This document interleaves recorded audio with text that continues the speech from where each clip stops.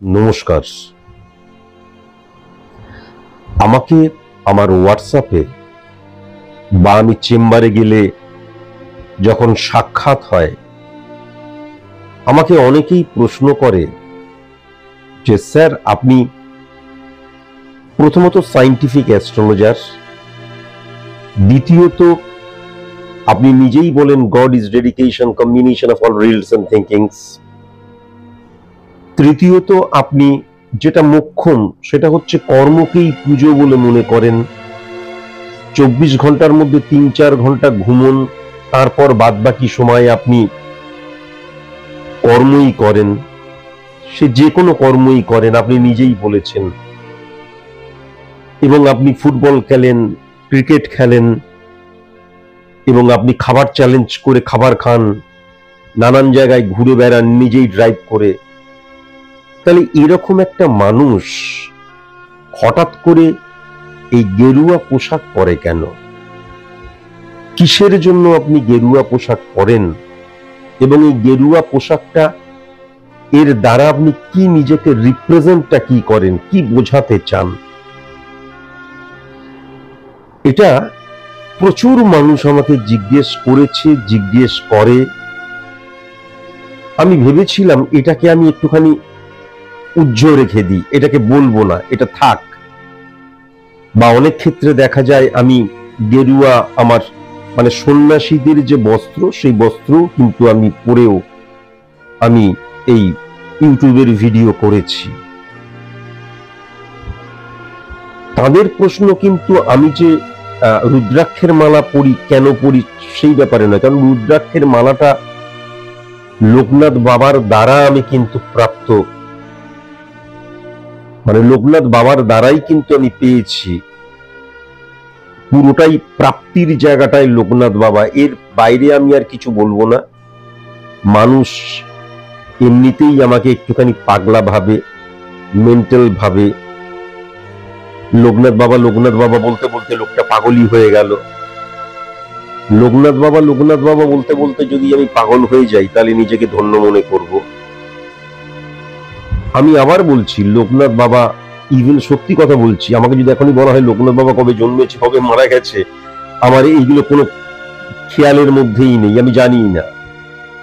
কিন্তু লোকনাথ বাবার সাথে বসে আমি তপস্যা করেছি, লোকনাথ বাবার সাথে বসে আমি স্পিরিচুয়ালিটি লাভ করেছি, এবং লোকনাথ বাবার মৃত্যু হয়নি, এটা আমি আগেও বলেছি। তিনি আজও আছেন। তাকে দেখার জন্য যে চোখের প্রয়োজন, সেই চোখটা আমাদের নেই। এবং লোকনাথ বাবা নানান ভাবে আমাকে পরীক্ষা করেছে, স্তুতি চিহ্ন তাঁরই দেওয়া। এবং আমার এই যে ফ্ল্যাটটা, এই ফ্ল্যাট থেকে বেরোলে ম্যাক্সিমাম 3 থেকে 4 মিনিট হাঁটতে হবে, তাও নয় বোধহয়, একটা রাস্তা রয়েছে, রাস্তাটা পেরোলেই বিরাট লোকনাথ বাবার মন্দির। তো এই ফ্ল্যাটে আমি মোটামুটি আছি 2-3 বছর তো হয়েই গেল। আমি আজ পর্যন্ত কোনোদিন ওই মন্দিরে যাইনি, তিনি বারণ করেছেন। যাই হোক, আমি গেরুয়া পোশাক বলতে গিয়ে হঠাৎ লোকনাথ বাবা নিয়ে বলছি। তো এই গেরুয়া পোশাকের রহস্যটা কি আমি ঠিক করলাম, যদিও এইগুলো মানুষ খুব একটা শুনতে ভালোবাসে না, সেটা আমি জানি। তার চাইতে মেষ রাশির মানে রাশিফল, সাপ্তাহিক ফল, আমরা নিজেরাও বুঝতে পারছি কোটি কোটি তস্য কোটি মেষ রাশির জাতক জাতিকা আছে, সেইগুলোর কোনো মূল্য নেই, তবু আমরা শুনি এবং অপেক্ষা করে থাকি, বাবা স্যার বলেছে ভালো হবে, তাহলে কি ভালো হবে? উঠে কর্মটা করি, ঠনঠনিয়া গোপালা, সেই ইচ্ছে আমার করে না। 2024 সালে আমি ডিসেম্বর মাসে কাশীতে যাই, বারাণসীতে। এই নিজেই গাড়ি চালিয়ে, সম্ভবত 16 না 18 ঘন্টা লেগেছিল, মধ্যিখানে একটু জ্যামও হয়েছিল, তাই জন্য রাস্তায় অনেকক্ষণ কাটাতে হয়েছিল। এবং নিদ্রাহীন ভাবে কিন্তু এবং সেই ভিডিও আমার রয়েছে। চলো যাই বাই বাই সুমন্তজি চৌধুরী বলে একটা আমার ইউটিউব চ্যানেল আছে, সেখানে সেই ভিডিওটাও আছে। সেখানে কাশিতে গিয়ে আমি কোথায় ঘুরেছি, কি করেছিলাম। তো আগে থেকে এই আমার একটা হোটেল বুকিং করা ছিল। হোটেলটা বেশ সুন্দর হোটেল। পার্কিং এর বন্দোবস্ত কিন্তু একদম খারাপ ছিল রাস্তার পাশে, তার ফলে আমার স্করপিওটা একদম ধুলো ময়লা লেগে গিয়েছিল। তো যাই হোক, আমি এবং আমার ছায়া সঙ্গী যিনি, দুজনে মিলে গিয়েছিলাম। তো আমরা বোধহয় সম্ভবত সন্ধ্যের পর, মানে ওই একদম গভীর রাত নয়, 7টা 8টা 9টা এরকম সময় বেরিয়েছিলাম আমরা। দুপুরের মধ্যে আমি পৌঁছে গিয়েছিলাম। তার মধ্যিখানে আমরা এমনি খাবার খাওয়ার জন্য দাঁড়িয়েছিলাম, কিন্তু ঘুম পাচ্ছে বলে দাঁড়াইনি, কেননা ঘুম সেরকম আমাদের পায়ও না, অভ্যাসের ব্যাপার। তো আমরা যখন ওই রাস্তার পাশে গাড়িটা রেখে, খুব রাগ হয়েছিল আমার যে একটা গাড়ি রাখার ভালো মতন বন্দোবস্ত নেই। কিন্তু যখন আমরা হোটেলে গেলাম, দারুণ হোটেল। আমার হোটেল এই মুহূর্তে মনে পড়ছে না নামটা, হয়তো একটু খোঁজাখুঁজি করলে পাওয়া যাবে, বা চলো যাই বাই বাইতে যদি দেখা যায় হোটেলের নামটা থাকতে পারে। তো আমরা হোটেলে প্রথমেই যখন ঢুকলাম, আগেই আমাদের সমস্ত কিছু, সব টাকা পয়সা সবকিছু দেওয়া ছিল। খুব সুন্দর হোটেল। এবং সবচেয়ে ভালো লাগলো আমার, কেননা আমি একা সেরে মানুষ, আমি একাই থাকি। সুতরাং একা সেরে মানুষদের শূন্যতা ভালো লাগে, পূর্ণতা খুব একটা ভালো লাগে না। পুরো হোটেলটা পুরো ফাঁকা। এবং সেই হোটেলটা না, পুরোনো দিনের হোটেলগুলো যেরকম হতো আমরা ফিল্মে দেখেছি, হিন্দি ফিল্ম, বাংলা ফিল্ম, ঠিক সেরকম ধরনের পুরোনো হোটেল। কিন্তু বাইরে থেকে গেট আপটা বা হোটেলের মানুষজন তারা আপডেট, কিন্তু ভেতরের হোটেলের স্ট্রাকচারটা পুরনো। সুন্দর একটা রুম আমাদেরকে দেয়া হলো। এবার আমরা কিন্তু ওই হোটেলে গিয়ে একটু ফ্রেশ হয়ে গিয়ে একটু খাবার দাবার খেয়েই বেরিয়ে গিয়েছিলাম। তার কারণ সন্ধ্যের আরতিটা আমাদেরকে দেখতে হতোই ঘাটে গিয়ে, তাই জন্যই। তো যখন একদম ফাঁকা হোটেলটা, তো আমি যখন বেরোচ্ছি তখন আমি এমনি জিজ্ঞেস করলাম।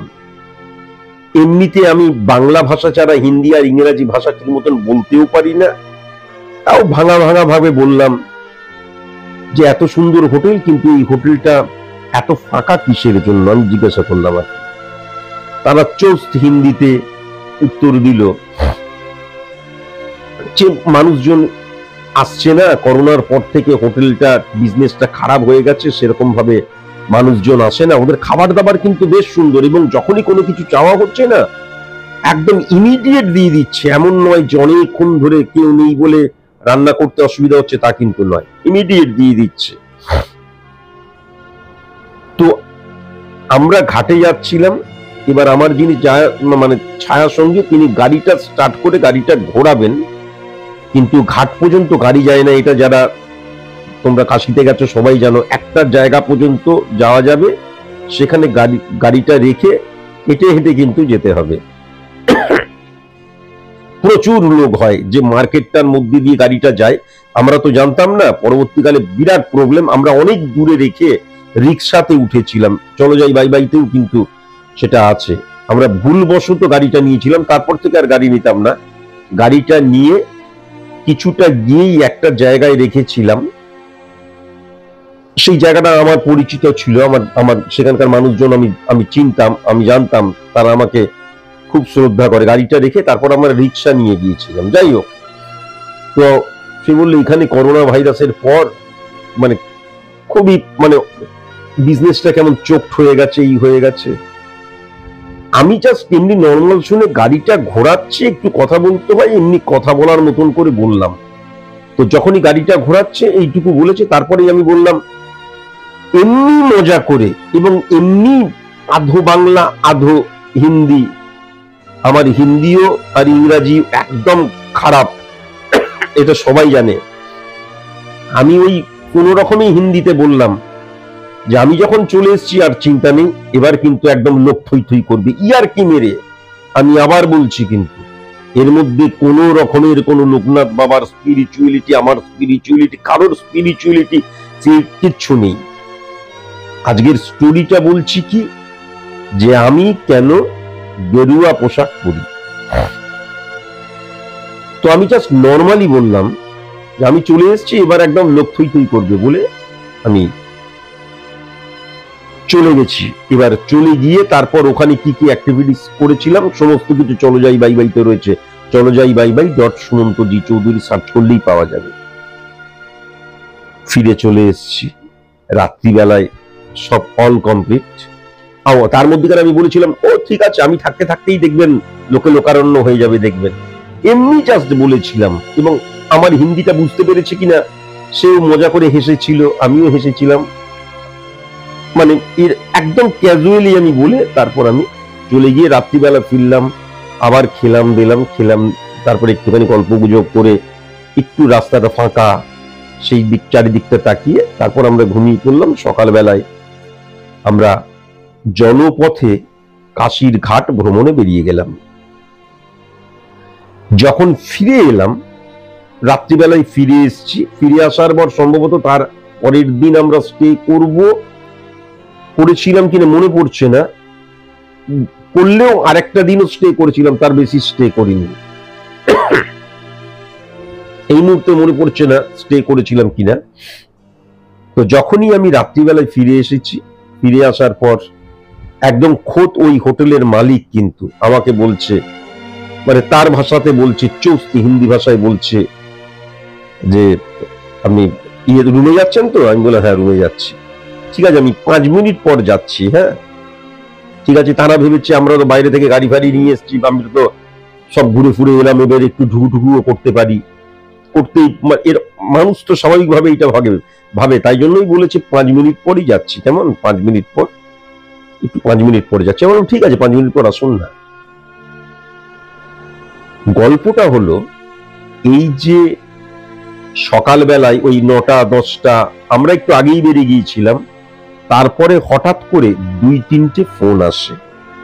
ট্রাভেল এজেন্সি যে রয়েছে, এই এজেন্সিগুলোর মারফত মানে মানুষজনদেরকে একত্রিত করে নিয়ে আসে না সেই সমস্ত ট্রাভেল এজেন্সি, তাদের মারফত নেক্সট 15 ডেজ 3টে ট্রাভেল এজেন্সির মারফত নেক্সট 15 ডেজ একটা রুম কিন্তু আর ফাঁকা নেই। তারপরের দিন আমরা চলে গিয়েছিলাম 11টার সময় বোধহয় চেক আউটের সময় ছিল, আমরা তার আগেই চলে গিয়েছিলাম। তো আমাকে প্রশ্নও করেছিল কালকে থাকবেন না তো, প্রথম প্রশ্ন তাদের চোস্ত হিন্দি ভাষায়। তারপরে আমরা বলেছিলাম না আমাদের তো আজ পর্যন্তই রয়েছে, কালকে বেরিয়ে চলে যাবো। রাইট, মনে পড়লো। তখন বলছে কাল থেকে 15 দিনের জন্য পুরো যে হোটেলটা বুক। তারা একা নয় কিন্তু, একটাই ট্রাভেল এজেন্সি নয়, এরকম 3জন ফোন করেছিল। তো এইটা ওই 10টা 11টা এর মধ্যেই 3জনই ফোন করেছিল। তো তারপর সে এমনি ভেবেছে সে আমার জন্য একদম মানে পাঞ্জাবি ধুতি, হ্যাঁ, তারপরে পায়জামার মতন এই সব 2টো করে কিন্তু উত্তরীয় আমাকেই দিয়েছিল, আমার ছায়া সঙ্গীকে দেয়নি, কিন্তু আমাকেই দিয়েছিল 2টো করে। কারণ একটা যদি কোনোভাবে খারাপ হয়ে যায় বা নষ্ট হয়ে যায় আরেকটা পরবেন, তাই জন্য 2টো। বলছি এটা আপনাকে দিলাম, আপনার মুখের কথা একদম সত্যি হয়ে গেছে, তাই জন্য এটা আমার ভেট গিফট, এটাকে কিন্তু আপনাকে নিতেই হবে। আমি কিন্তু ইয়ার্কি মেরেই বলেছিলাম। এবার দিয়েছে নর্মালি, আমার ছায়া সঙ্গীও বলল নিয়ে নিন, ভালোবেসে দিচ্ছে, আর আমি নিতামও। আমি নিলাম, নিয়ে তারপর দিন চলে গেলাম। উনি কিছু বিষয়ে সূচক তার দৃষ্টিভঙ্গি ছিল, আরো কিছু হয়তো প্রশ্ন করত, আমি ক্যাজুয়াল করলাম, আর আমি ইয়ার্কি মারলাম। তার জন্য বলছেন না আপনার মুখের কথা যখন এরকম ভাবে ফুলে গেছে তখন এইটা আপনার জন্য। এবার আমার ভীষণ, কিন্তু আমার এমনিতেও বিপি হাই, সুগার প্রেসার সবকিছু আছে, তো খালি গায়ে থাকবো আর সারাক্ষণ ধরে ওই রুদ্রাক্ষের মালা পরে থাকবো? আমার গেঞ্জি পরতে একদম ভালো লাগে না, স্যান্ডো গেঞ্জি। তাই জন্য যখন আমি খালি গায়ে থাকি তখন আমি এইটা কিন্তু ঘরের মধ্যে, বাইরে কখনোই নয়, কিন্তু তখন আমি এইটাকে এরকম ভাবে চাদরের মতন করে, এখন যেমন এই পাখাটা চলছে, এসিও চলছে, একটু ঠান্ডা ঠান্ডা ব্যাপার লাগছে, একটু গায়ে চাপা দিলে ভালোই লাগছে, তাই জন্যই করি। এবং তাই জন্য ভালো করে লক্ষ্য করবেন, আমার কোনো মাপ ফাপ বা আমাকে জিজ্ঞাসা করে আনিনি, কিন্তু তার জন্য পাঞ্জাবিটা আমি পড়তে পারি না, কেননা পাঞ্জাবিটা পরে আমার দু একটা অনুষ্ঠান করা রয়েছে, পাঞ্জাবিটা আমার ভীষণ টাইট হয়। ওটা অনুষ্ঠান যখন প্রেডিকশন যখন করি বা অনুষ্ঠান যখন করি তখন বোঝা যায় না, এইখানে বসেই করেছি, পাঞ্জাবিটা ভীষণ টাইট হয়। আর সেই ধুতি পায়জামা, এই উত্তরীয়, আরেকটা উত্তরীয় নর্মালি রয়েছে, আর ওই দুটো পাঞ্জাবিও আমি ভাঁজ করে রেখে দিয়েছি। আর আমি যখন মথুরা এবং বৃন্দাবনে যখন গিয়েছিলাম তখন সেই ধুতিটা পরেছিলাম, সাদা ধুতিও একটা দিয়েছিল, আর গেরুয়া ধুতি সবসময় গেরুয়া রঙের তো হয় না, এরকম ধরনেরই কাপড়, সেটা ধুতি বানিয়ে ফেলতে হয়, আর সাদা একটা রেডিমেড ধুতি দিয়েছিল, তো রেডিমেড ধুতিটা পরেছিলাম, আর ওই ধুতিটাও মাঝে মাঝে পরি। তো এই হচ্ছে কাহিনী। আমি এইটা যখনই পড়ি তখন ওই ঘটনাটা ঘটেছিল হচ্ছে 6 ডিসেম্বর, এর আগের বছর 2024 সালে। এইবারেও বাইরে যাওয়ার ইচ্ছে আছে, কাশি খুব ভালো লেগেছিল। তো এইটা কিন্তু তাদের দেওয়া উপহার, সেটাই পড়ি, এবং তারা ভালোবেসে শ্রদ্ধার সাথে, এবং সবচেয়ে বড় কথা তাদের সারভাইভ করার যে নিদর্শন, কেননা 15 ডেজ যখনই প্রত্যেকটা রুম বুক থাকবে না, একটা পজিটিভ ভাইব্রেশন আরো পজিটিভিটি নিয়ে আসে, এটা আমি জানি, একটা নেগেটিভ ভাইব্রেশন আরো নেগেটিভিটি নিয়ে আসে। সেই কারণের জন্যই কেউ কখনো ভাববেন না আমি সন্ন্যাসী হয়ে গেছি, সবকিছু ত্যাগ করে দিয়েছি। সবকিছু যদি ত্যাগও করে দিই, তাহলেও সেটা দেখাবার জন্য কখনো আমি গেরুয়া পোশাক পরব না। আমি কোনো একটা ধর্মকে রিপ্রেজেন্ট করার জন্য কখনো গেরুয়া পোশাক পরব না, কেননা সেইগুলো আমার একান্ত ব্যক্তিগত, সেইগুলোকে আমি সকলের সম্মুখে কখনো উন্মুক্ত করব না। এটা হচ্ছে সেই 6 ডিসেম্বর 2024-এ সেই হোটেলটার মালিক বাবু, যিনি, তার নামটা আমার এই মুহূর্তে মনে পড়ছে না, নামটা মনে ছিল, ভালোবাসার নিদর্শন এবং তার ঘুরে দাঁড়াবার নিদর্শন, সেটাই আমি গায়ে পড়লে আমার সেই দিনগুলো মনে পড়ে, খুব ভালো লাগে।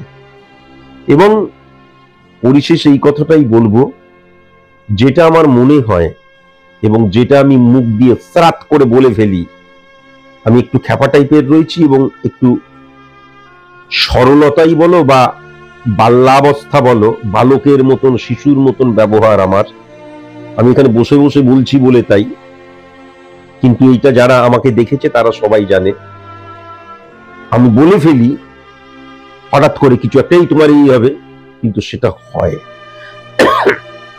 এবং আজকের দিনে অস্বীকার করেও কোনো লাভ নেই, যে এইটা হয়ে এসছে, এইটা আমি জানি না মিরাকেল ম্যাজিক যাই হোক, আমি যেখানে বাঁফা ফেলেছি সেই জায়গাটা কিন্তু জেগে উঠেছে, সেই জায়গাটা কিন্তু সজীব হয়ে উঠেছে। সুতরাং পরিশেষে একদম সিদ্ধান্তে যে স্যার সুমন্ত জি চৌধুরী একেবারে সন্ন্যাসী হয়ে গেছেন, সারাক্ষণ রাধে রাধে করছে, আমি কর্ম করি, আমি রাধে রাধেও করি না, কৃষ্ণ কৃষ্ণও করি না। কৃষ্ণ স্বয়ং বলেছেন কর্মই পূজা, সেই কর্মই করি। আজকের মতন এইটুকুই, নমস্কার।